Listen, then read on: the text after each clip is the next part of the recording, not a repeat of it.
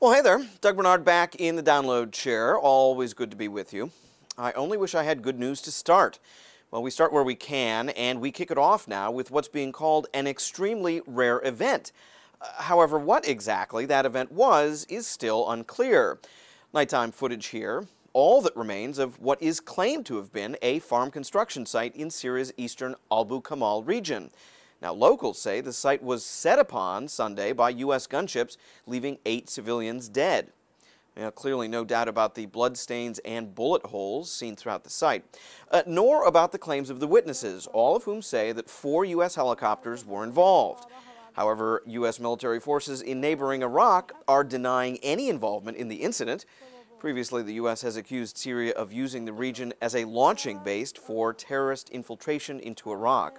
Well, so far, the U.S. State and Defense Departments are making no comment, other than to acknowledge that Syria has launched a formal protest.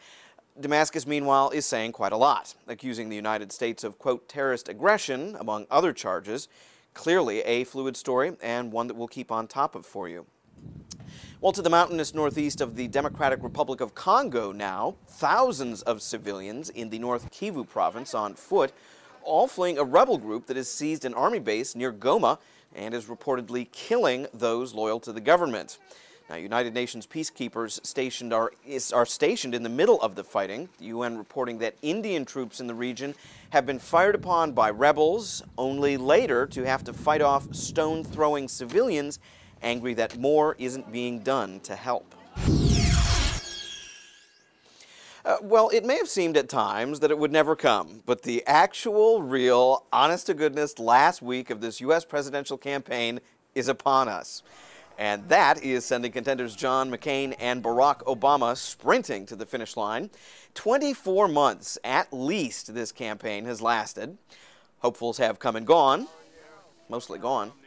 And now it's largely down to the 2 main party nominees, and they are both hitting the hustings. And I'm aware it's been many, many, many years since a presidential candidate was able to win the presidency without Ohio. I don't intend to take that risk. We will win Ohio, my friend. You'll have the chance to bring the change we need to Washington, and that's the good news. But we're going to have to work for it. We're going to have to struggle for it. We are going to have to fight for every single one of these next 9 days to move our country in a new direction. We can't let up, and I know we won't. Confident talk from both candidates, not hiding recent polling trends, however, suggesting a sizable lead by Senator Obama. And if that video any indication, both candidates, at least so far, mostly behaving themselves. Sadly, the same cannot be said of supporters and opponents of California State Ballot Measure 8. And so to Bakersfield we go and meet Ken Mettler, school board member and supporter of Proposal 8, which would ban same-gender marriages. Well, seeing that his yes on 8 signs had been altered by protesters to read no on 8, he started taking them down. Not a popular idea with the protesters. Now, of course, just out of camera range there, a scuffle ensues between Mr. Mettler and protester Robert Badowitz. Well, lots of finger pointing and some general heated foo-for-aw follows. Hey, watch it there, pushy. Well, Bakersfield police say an assault did occur, but since nobody wanted to pursue charges, the whole thing has been dropped. So, why are we running this piece? Well, consider it a gentle reminder. Let's just watch the fingers out there, people. Well, you'll always find good manners and a whole lot more on the presidential race at VOA's special election sites, usavotes2008.com. Stop on by today. Well, it's been a little while since I've been here. You know, back end of the download. Time for something snarly? Okay, look, it's going to take me some time before I get my snark back, I think. And so in the meantime, how about something sweet rather than snarly? Firefighters in Melbourne, Australia, dousing this house fire and finding Leo, a dog who almost didn't make it.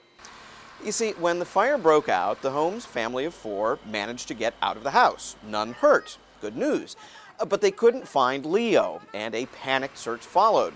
Well, firefighters discovering why. Leo was guarding the family's 4 kittens inside and refused to leave them.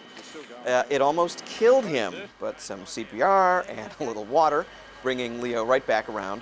And even better, the 4 kittens that Leo was guarding were also saved. Leo's prognosis is the same as the kittens, long, healthy life. Good boy, Leo. Don't worry, I'm not going to be this nice every day. Well, that is your download. We'll see you again tomorrow.